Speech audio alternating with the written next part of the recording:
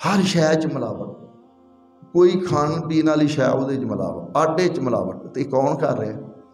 हुण वेखो ना, एक गल है, असी माशाअल्लाह अहलुल हदीस हाँ, साडा यह दावा है कि असी बेहतर हाँ दूसरिਆਂ की निस्बत ना कि बई असी शिरक करने ना असी बिदत करने। असी नमाज भी मस्जिद चाहिए सुन्नत के मुताबिक अदा करी दी, रफुलजदैन सुन्नत के मुताबिक करीदा, आमीन कही दी है, कदमां नाल कदम मिलाई दे ने, सूरतुल फातिहा पढ़ी दी है, बाकी भी जड़ियाँ नमाज के औकात ने असी अव्वल वक्त सुन्नत लभने। लेकिन अफसोस है कि यह सारे मुआशरे अहले हदीस भी तो रहिंदे ने ना। क्या कोई नज़र आता है कि एक अलहदा हो कि जिस तरह मस्जिद से लिखे है, कोई दुकान ही अलहदा हो कि पता लगे यार अहले हदीसां दी है मस्जिद, जिस तरह है यह सुन्नत वाले ने पता लगता, लोग कहते हैं कि यार इत्थे ना जाना, यह तो भाई जी बिल्कुल ही सुन्नत ते चलते हैं, ये तो शिरक बिदत वाल आउंदे ही नहीं। आवाज़ लाते ना लोग, तो क्या भी कभी आवाज़ सुनी जे कि भाई जी अहले हदीसां दी दुकान है, इत्थे कभी गलत शै नहीं वेची जाती, इत्थे कभी यह बंदा अहले हदीस ने कभी झूठ नहीं जे बोलिया। बाहर तो सारे एक ही ने, बाजारां टुर जो कोई तफरीक नहीं, अहले हदीस अहले सुन्नत शिया झूठ सारे एक बराबर होए ने, बादयांती सारे एक बराबर होए ने, बेहयाई सारे एक बराबर होए ने। इला माशाअल्लाह चंद लोग जिहड़े चलो गल अक्सरीयत की हुंदी है, चंद बंदियां दी नहीं हुंदी। वो एक तुसीं सुनीए ना मिसाल कि एक गंदी मछली सारे तलाअ नूं गंदा कर दी, तो लेकिन इत्थे कि वो शेर बनया है साढ़े बारे कि ये राज अब राज नहीं रहेगा, सब अहले गुलशन जानेंगे, हर शाख पे उल्लू बैठा है, अंजाम गुलिस्तां क्या हो। कि इत्थे ते हर बंदे ही तकरीबन वो इस पासे चलो होवे ना कि दुनियादार बंदे आ करते हैं कि भाई अहले हदीस है तो दुनियादार है, तो वो दीन ते नहीं चलता, उन्होंने नहीं समझ, अल्लाह नूं हदायत दे झूठ बोल देंदा, बादयांती कर देंदा। जिहड़ा असी मैं चुके एक खिदमत भी करी दी है दीन दी, अल्लाह ने तौफीक बख्शी है, लेकिन नाल लोकां दी भी खिदमत करी दी, फैसले आउंदे ने साडे वड्डियां कोल भी आउंदे ने, तो वेखी दा कोई भी नहीं, सारे इस तरह ही करते, सारे इंज ही करते। तो ये चीज़ है कि ज़्यादा यह लेना मेरे दोस्तों कि असी क्या जिन तुहानूं दस्सिया कि नमाज वो पढ़ने जी नबी सल्लल्लाहु अलैहि वसल्लम ने कहा कि इस तरह पढ़ो, फिर वह रिजल्ट की निकलेगा कि तुसीं बेहयाई गुनाह तो बाज आ जाओ।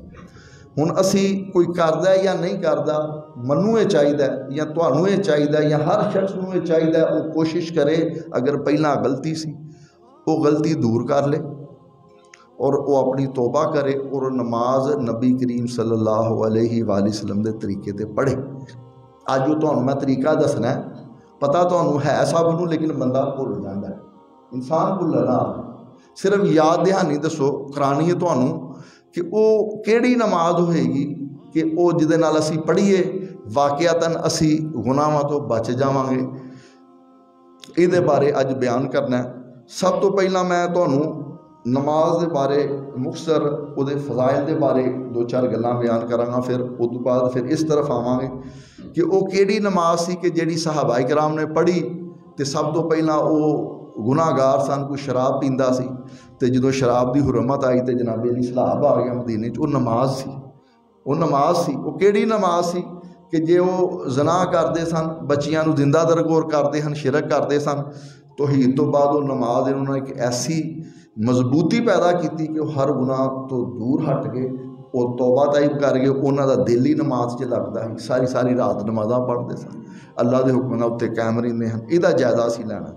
सब तो पहली ये गल याद रखो कि नमाज वाहद वो हुक्म है, बाकी सारे अहकामात ज़मीन ते वही के जरिए आए। ये आप सल्लल्लाहु अलैहि वसल्लम नूं स्पैशल बुलाया गया, मेराज शरीफ हुई, उत्थे नमाज का हुक्म दिता, पंजगाना नमाज का। इस नमाज की खास अहमियत नूं उजागर करने वास्ते ये किया गया। और आप सल्लल्लाहु अलैहि वसल्लम ने फरमाया कि सब तो अफजल अमल किहड़ा है, पूछा गया। मुख्तसर ही बयान करांगा कि तफसील है कि टाइम थोड़ा है, बाकी चीज़ां भी बयान करनियां, सिर्फ तुहानूं हवाले देता जावांगा, इशारतन उहदा खुलासा हदीस का बयान करता जा। कि पूछा गया कि सब तो बेहतरीन अमल अल्लाह दे हाँ किहड़ा है, अल्लाह नूं महबूब किहड़ा है। फरमाया कि हज़रत अब्दुल्ला बिन मसूद ते रवायत है, अबादा बिन सामा तो भी, कि अपने वक़्त के उत्ते नमाज अदा कर। ये बुखारी शरीफ की रवायत है। इस तरह आप सल्लल्लाहु अलैहि वसल्लम ने फरमाया कि जिहड़ा बंदा 5 नमाज़ां अच्छी तरह वजू करे और मुकम्मल रुकू खुशू और खुजू दे नाल अदा करे तो अल्लाह ताला उहदा वादा है कि अल्लाह उन्हें मुआफ़ कर दे। अल्लाह का की वादा उहदे नाल? वेखो ना असी मुसलमान क्यों हैं? असी साडा मुसलमान होने का नमाज पढ़न का मकसद ये है कि साडा रब साडे तो राज़ी हो जाए, सानू मुआफ़ कर दे। उहदे नाल की होएगा? दुनिया भी साडी बेहतर हो जाएगी, सानू अल्लाह ताला जन्नत की अता फरमाए। इस तरह आप सल्लल्लाहु अलैहि वसल्लम ने फरमाया कि 5 नमाज़ां जिहड़ियां पढ़दा बंदा, अच्छी तरह वजू करदा, मुस्लिम की रिवायत है, उहदे सारे गुनाह जिहड़े ने वो मुआफ़ हो जाते हैं। बल्कि हदीस मिसाल दे के क्या पूछा कि भाई किसी घर दे कोई 5 नहरां लंघन, वो 5 बारी अगर नहाए क्या वो जिसम से कोई मैल खचैल रह जाती? क्यों जी?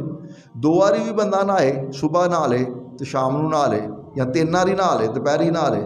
साढ़े अकरम मुबारक ने गिरदोगबार भी इतने बड़ी तो 3 बारी नहाया बंदा फ्रैश भी हो जाता है, तो बिल्कुल बेहतरीन बदन से कोई मैल खचैल भी नहीं रही। तो 5 बारी नहाने के नाल मिसाल दी कि जिस तरह मैल खचैल नहीं रही, 5 नमाज़ां दा कि सारे गुनाह मुआफ़ हो जाते, बिल्कुल बंदा पाक हो जाता, गुनाहों तो पाक हो जाता। ये बड़ी जिहड़ी अहमियत नबी सल्लल्लाहु अलैहि वसल्लम ने बयान फरमाई। हुण चूँकि मुख्तसर गल करनी, आखिरी इस मौजू ते हदीस बयान करके फिर असल मौजू की तरफ आने, क्योंकि ये भी बड़ा जरूरी कि साडे दिल च अहादीस बयान जो करने कि शौक जज्बा पैदा हो जाता है, मुहब्बत पैदा हो जाती, फजाइल अमाल का फायदा होता, फजीलत आप सब बयान करता है कि शौक पैदा हो जाए, रगबत पैदा हो जाए। पता होंदा है लेकिन सुन के फिर एक लज्जत होंदी है दोबारा तो, फिर एक शौक और जुस्सू तड़ पैदा होंदी। तो ये पता नहीं होंदा किसी टाइम कि गल अल्लाह ताला किसी के दिल चो क्लिक कर दे। कई बंदे तुसीं वेखे ने, मैं भी ये शामिल हाँ, मैं भी शामिल। एक उत्थे गल की मौलाना साहब ने, इंग्लैंड में होना, तो वो मेरे दिल गल तो ऐसी असर की, मैं तौबा की, दाढ़ी रखी, ठीक है, और सही तरह दीन की तरफ राग़ब होया। एक कोई पता नहीं होंदा किसी टाइम इंसान दी उहदे मूँह चो अच्छी निकली गल किसी दूसरे मुसलमान या किसी भी इंसान ते ऐसी असर कर दी है, उसकी सारी जिंदगी बदल जाती, इनकलाब आ जाता। आखिरी हदीस उहदे ते वे कि आप सल्लल्लाहु अलैहि वसल्लम ने जिहड़ा ये फरमाया कि क़यामत वाले दिन एक तो है दुनिया के उत्ते भी ना कि जिन तुहानूं दस्सिया कि नमाज सही पढ़ोगे तो अल्लाह ताला तुहानूं गुनाह तो, बेहयाई बुराई तो वो बचा लेगा, बच जाओगे तुम। ये नमाज का असल मकसद, बड़े मकसद चो ये भी एक मकसद जिहड़ा। हुण दूसरा आखिरत की जिन तुहानूं अजरो सवाब दस्सिया, इस तरह आप सल्लल्लाहु अलैहि वसल्लम ने फरमाया कि मैदान हशर दे विच क़यामत वाले दिन सब तो पहला सवाल ही नमाज के मुतल्लक